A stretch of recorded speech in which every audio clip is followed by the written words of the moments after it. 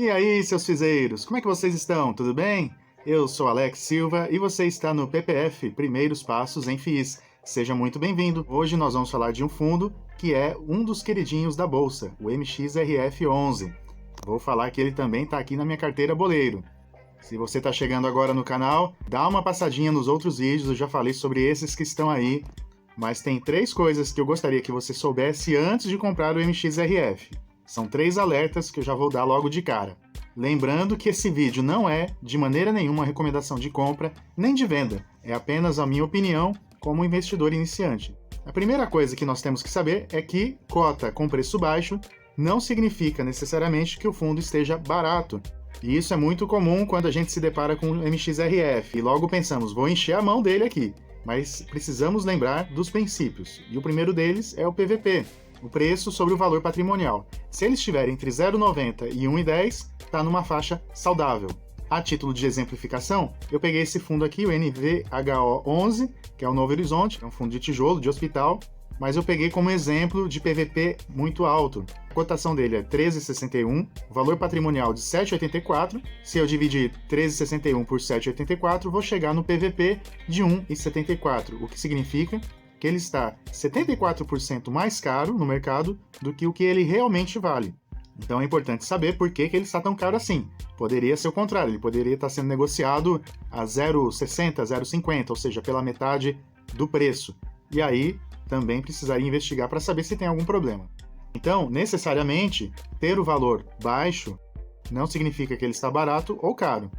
O segundo ponto a se observar sobre o MXRF é que ele não é um fundo simples de se entender. Porém, a maioria dos investidores sempre vai fazer o quê? Vai olhar para o yield. E, de fato, ele tem um yield muito atrativo. Mas precisamos minimamente conhecer um fundo. Isso vale para qualquer fundo.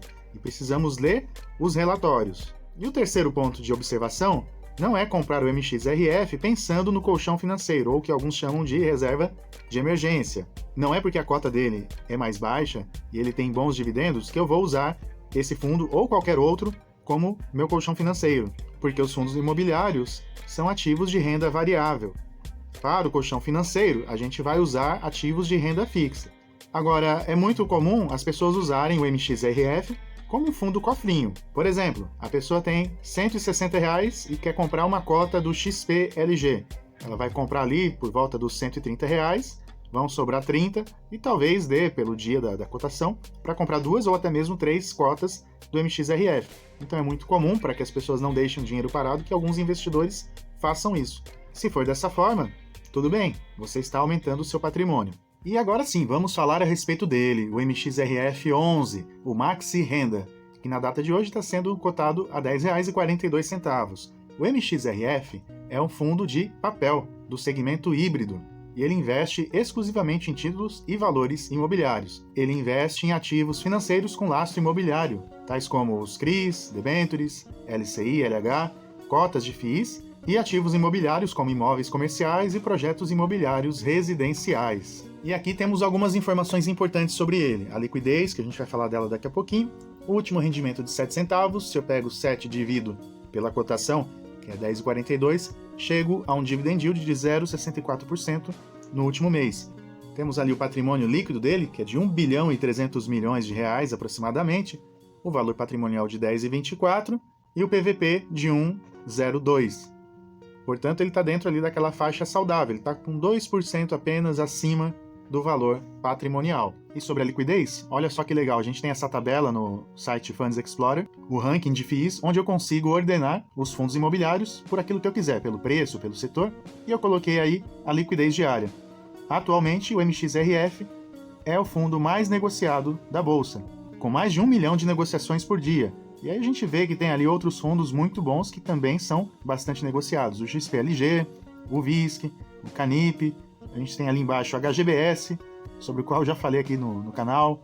Temos o VILG, o HGRU. No meio, 2 fundos interessantes, né? o CARE 11 e o FLMA 11. Esse CARE ele é um fundo de cemitério que até hoje nunca pagou dividendos, né? Custa 86 centavos. Mas de forma alguma eu devo comprar só porque ele está sendo bastante negociado. Também o fato de o MXRF ter um preço acessível, na casa dos R$10, isso acaba explicando a grande liquidez. Afinal de contas, o que é mais fácil? negociar um fundo desse preço ou um HGBS que está ali na casa dos R$200? O que é mais fácil da gente fazer negócio? Uma nota de 10 ou uma nota de 200? Por falar em nota de 200, tem aí algumas opções. O cachorro caramelo é a melhor delas, mas eu fico com o Sonic. Brincadeiras à parte, vamos falar da cotação do MXRF nos últimos 12 meses. Então a gente vê que ele estava ali beliscando a casa dos R$11, depois ele deu uma subidinha, final de 2019 deu aquele, assim como todos os outros fundos, veio a correção, veio a crise, voltou a subir, beliscou de novo a casa dos R$11, mas aí o que aconteceu aqui? Essa última setinha do lado direito está terminando agora um período de subscrição de novas cotas do MXRF. Normalmente, no período de subscrição, os fundos tendem a se aproximar do valor patrimonial, por isso que voltou a cair. E aqui temos os dividendos pagos. Vemos que nos últimos 12 meses ele pagou R$ 9,60, o que é um dividendo muito bom, e a gente vê ali que ele é bastante regular. Ele tem, claro, picos, ele tem vales, mas ele está sempre ali oscilando entre 6 e 8 centavos, o que representa entre 0,60% a 0,80% de rentabilidade no mês. Notem também que em 3 meses a rentabilidade de dividendos supera a taxa Selic. E nesse outro gráfico vemos ali que durante um bom tempo ele esteve sempre acima de 0,80 por mês, e de julho de 2017 para cá, ele está ali sempre acima de 0,60% ao mês. Sem mais delongas, vamos para o relatório, e aí temos algumas informações básicas a respeito do fundo. Muito bem, o gestor do MXRF é a XP, o administrador BTG. A taxa de administração é uma taxa muito boa, 0,90% ao ano, diante da complexidade que é esse fundo, que agora está ali na casa dos 215 mil cotistas. Se eu não me engano, o único fundo que tem mais cotistas que ele é o BCFF, que é um fundo de fundos. E eu destaquei ali no relatório, dentro do comentário do gestor, que o fundo aproveitou esse momento para buscar ativos com bons fundamentos e preços descontados para poder passar mais tranquilo por esse período. E eles destacam ali no final o crescimento da base de cotistas. Eu gosto muito dos relatórios da XP porque eles são fáceis para a gente entender, mesmo que você seja leigo assim como eu. E ali o gestor explica que essa distribuição de 7 centavos por cota, que foi do mês de julho e paga em agosto, representou aproximadamente 354% do CDI no período já livre de impostos. Depois ele especifica o que dentro do relatório, o que foi lucro imobiliário, quais foram as receitas provenientes de cotas de outros fundos imobiliários, as receitas dos CRIs, as receitas de LCI e renda fixa. Também está bem claro ali o que é despesa operacional, o que é reserva de contingência, e o resultado e o que foi distribuído. Nesse outro gráfico, vemos ali o valor a evolução da cota, né, o valor de mercado e também o valor patrimonial da cota, mas o que mais me chamou a atenção são as barras cinzas. Essas barras cinzas representam o volume médio diário de negociação. E a gente vê que a partir de novembro ali de 2019, esse número aumentou gigantescamente. Não sei se dá para dizer que o MXRF é o fundo da moda, mas com certeza ele é um dos queridinhos de muitos de nós. Então a gente vê ali o volume negociado no mês, no ano, em 12 meses, número de negócios, valor de mercado, e temos ali destacada a média diária na bolsa, que foi de quase 6 milhões por dia. Nessa outra parte, o resultado financeiro acumulado nos últimos 6 meses, ou seja, dos 47 centavos pagos por cota nesses últimos 6 meses, o que é de lucro imobiliário? Então tem ali uma pequena parcela de receitas de FIIs, e a maior parte são receitas de CRIs. Ele basicamente é um fundo de CRI, mas que tem algumas outras coisinhas, como a gente vai ver agora. Temos aí o portfólio do fundo, então 86% crédito imobiliário, 7% de imóveis. Ué, mas você falou que ele é um fundo de papel, como ele tem imóveis? Esses imóveis são de desenvolvimento, são imóveis de permuta imobiliária, vamos chegar lá daqui a pouquinho. 5% de cotas de outros FIIs e 2% em caixa. Dentro dos CRIs, vemos ali que o CDI é a maior parte da remuneração, 64%, mas sempre é CDI mais alguma coisa.